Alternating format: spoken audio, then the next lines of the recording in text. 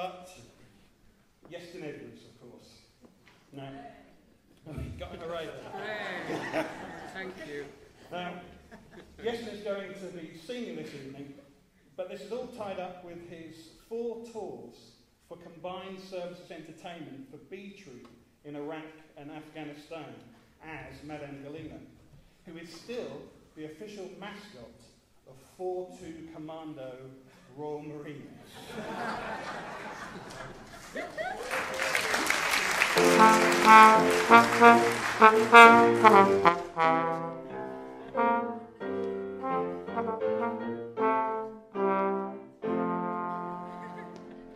Bless you, thank you. I'm going to do some fake Welsh songs. Do any of you know any real Welsh songs? Do any of you care? I started writing these fake Welsh songs as vengeance on the Druids in Llangollen when they asked me to leave the International Eisteddfod. I can't tell you why I was asked to leave the International Eisteddfod. It's a family night. Let's just say the lift door opened a lot sooner than I thought it was going to.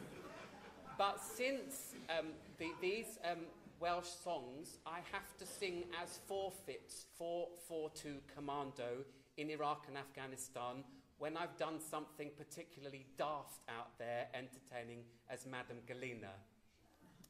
Stax is the ringleader of 4-2 Commando.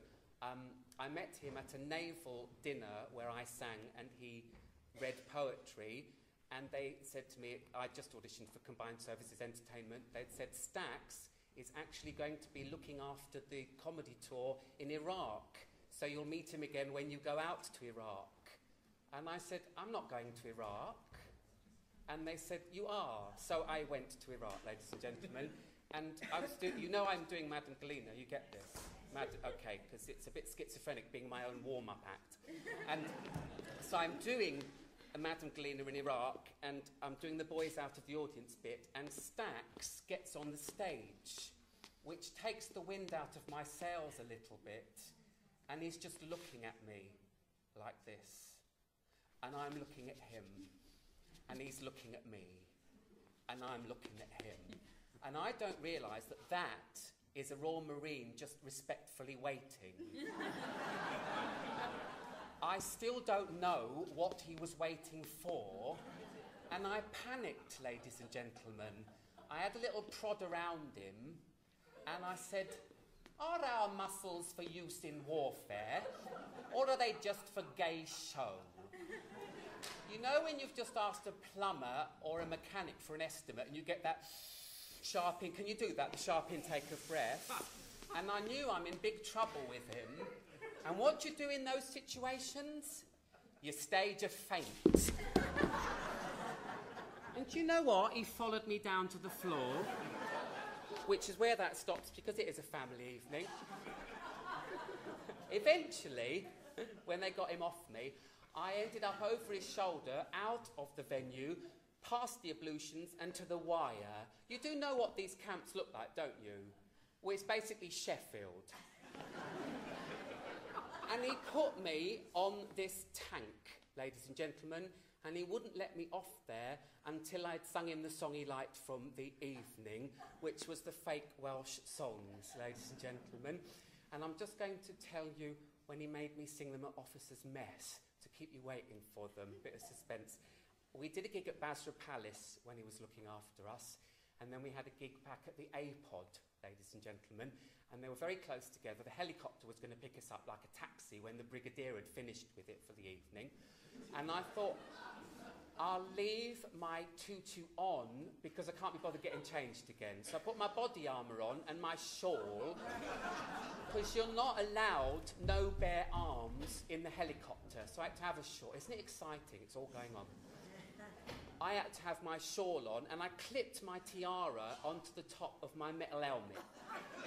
I hadn't had a good gig, ladies and gentlemen, because I tripped over the microphone wire and fallen on the colonel in the front row.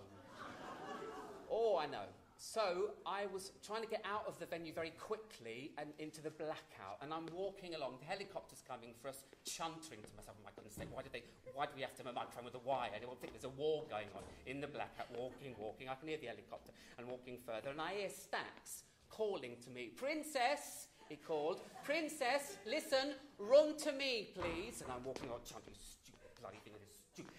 Princess, run to me, and the helicopter's coming, and I'm walking there, and I say, Princess, if you don't want to be wearing that fucking helicopter, I'd run to me. I'd walked onto the cross where it's going to land, and I was shit.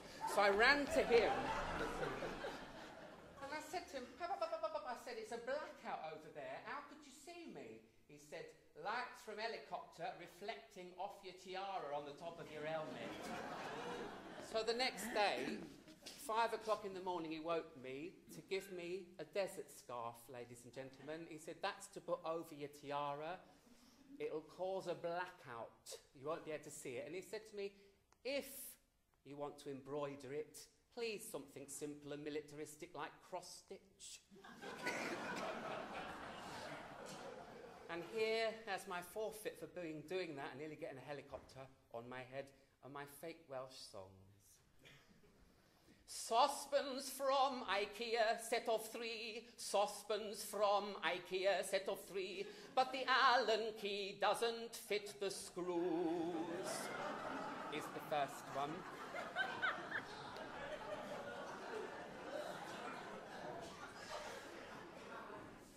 Her up the road, she've bought new curtains. Awful colour, shades of catsick, patterned sofa walls and carpet, turns your eyes kaleidoscopic. That's the second one. The third one, I'm sad to say, is based on a true family story. Our bronze moved to Blackwood, 4 doors down from Letty. She says it's a bungalow, but with upstairs. And the big finish. Mary bought some ham at Asda. 6 months its sell-by date, past her jamboree up Merthyr Way, wrought off 10 Portaloos.